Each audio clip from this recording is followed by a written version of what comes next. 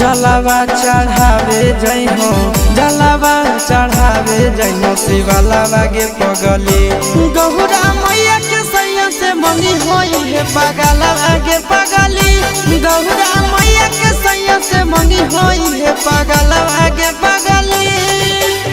जलावा चढ़ावे जई हो, जलावा चढ़ावे जई हो शिवालावा गे पगली। गौरा मैया के सैया से मंगी होई है पगलावा गे पगली। गौरा मैया के सैया से मंगी होई है पगलावा गे पगली।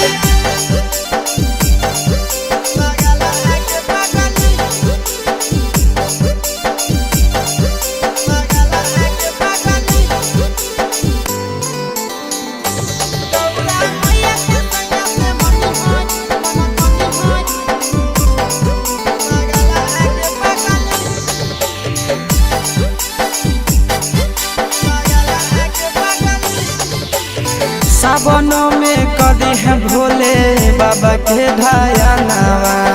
सातो जन्म हमरे के मानी है सजनवा। सावनों में कदी है भोले बाबा के ध्यानवा। सातो जन्म हमरे के मानी है सजनवा। पूजी हो चरनिया, पूजी हो चरनिया मतवालावा के पगली। गौरा मैया के सैया से मंगी है पगला आगे पगली। गौरा मैया के सैया से मंगी है पगला आगे पगली।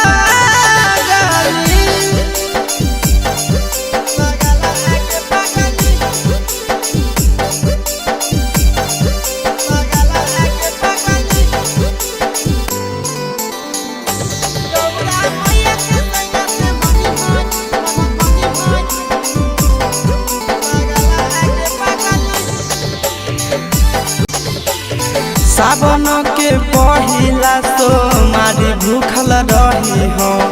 दिलावा के बतिया भोले बाबा जी से कही हो। सावन के पहिला सोमारी भूखल रही हो। दिलावा के बतिया भोले बाबा जी से कही हो। बतिया चिंटू आशीष के बतिया तू रखी हो खाया लावा गे पगली।